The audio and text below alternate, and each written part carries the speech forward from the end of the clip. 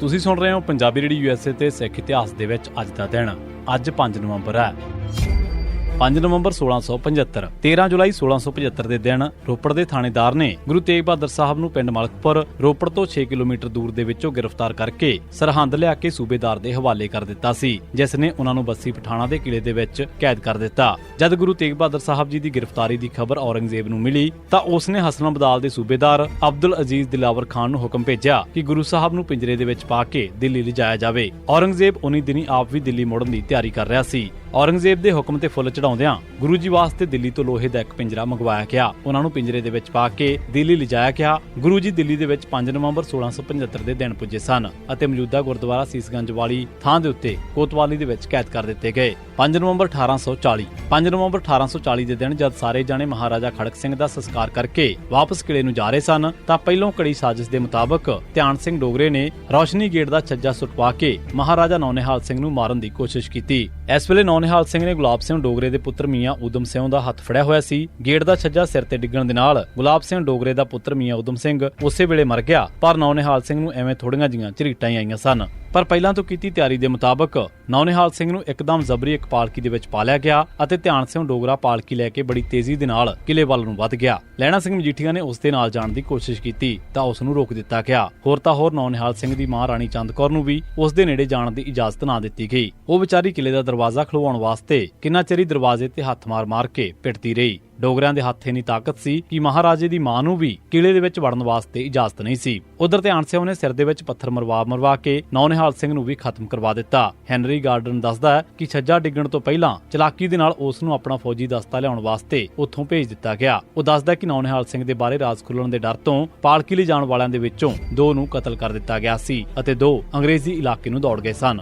ਉਸ ਦੀ ਮੌਤ ਦੀ ਖਬਰ ਤੀਜੇ ਦਿਨ ਕੱਢੀ ਗਈ। ਇਸ ਦੇ ਨਾਲ ਹੀ ਧਿਆਨ ਸਿੰਘ ਨੇ ਸ਼ੇਰ ਸਿੰਘ ਨੂੰ ਮੁਕੇਰੀਆਂ ਤੋਂ ਬੁਲਵਾ ਲਿਆ ਤਾਂ ਜੋ ਉਸ ਨੂੰ ਗੱਦੀ ਤੇ ਬਿਠਾ ਦਿੱਤਾ ਜਾਵੇ। ਨੌਨਿਹਾਲ ਸਿੰਘ ਦਾ ਸੰਸਕਾਰ 8 ਨਵੰਬਰ ਨੂੰ ਕੀਤਾ ਗਿਆ। ਉਸ ਦੇ ਨਾਲ ਉਸ ਦੀਆਂ 2 ਰਾਣੀਆਂ ਅਤੇ 4 ਗੋਲੀਆਂ ਸਤੀ ਕੀਤੀਆਂ ਗਈਆਂ। ਇੰਜ ਸਿਰਫ 16.5 ਮਹੀਨਿਆਂ ਦੇ ਵਿੱਚ ਹੀ ਰਣਜੀਤ ਸਿੰਘ ਦੇ 2 ਵਾਰਸ ਖਤਮ ਕਰ ਦਿੱਤੇ ਗਏ। 13 ਅਪ੍ਰੈਲ 1978 ਦੇ ਦਿਨ ਅੰਮ੍ਰਿਤਸਰ ਦੇ ਵਿੱਚ ਨਿਰੰਕਾਰੀਆਂ ਵੱਲੋਂ 13 ਸਿੱਖਾਂ ਦਾ ਕਤਲੇਆਮ ਕੀਤੇ ਜਾਣ ਦੇ ਖਿਲਾਫ ਪ੍ਰੋਟੈਸਟ ਜਲੂਸ ਹੋਰ ਜਗ੍ਹਾ ਤੋਂ ਇਲਾਵਾ ਦਿੱਲੀ ਦੇ ਵਿੱਚ ਵੀ ਕੱਢੇ ਗਏ ਸਨ। 5 ਨਵੰਬਰ 1978 ਨੂੰ ਦਿੱਲੀ ਦੇ ਵਿੱਚ ਨਿਕਲੇ ਜਲੂਸ ਤੇ ਪੁਲਿਸ ਨੇ ਟੀਅਰ ਗੈਸ ਅਤੇ ਗੋਲੀਆਂ ਚਲਾ ਕੇ ਅਕਾਲੀ ਪਾਰਟੀ ਦੇ ਦਿੱਲੀ ਯੂਨਿਟ ਦੇ ਪ੍ਰਧਾਨ ਅਵਤਾਰ ਸਿੰਘ ਕੋਹਲੀ ਅਤੇ 2 ਹੋਰ ਸਿੱਖਾਂ ਮਨਿੰਦਰ ਸਿੰਘ ਅਤੇ ਗੋਬਿੰਦ ਸਿੰਘ ਨੂੰ ਮਾਰ ਦਿੱਤਾ। ਸੈਂਟਰ ਦੇ ਵਿੱਚ ਉਸ ਵੇਲੇ ਜਨਤਾ ਪਾਰਟੀ ਅਤੇ ਅਕਾਲੀ ਦਲ ਦੀ ਸਾਂਝੀ ਸਰਕਾਰ ਸੀ।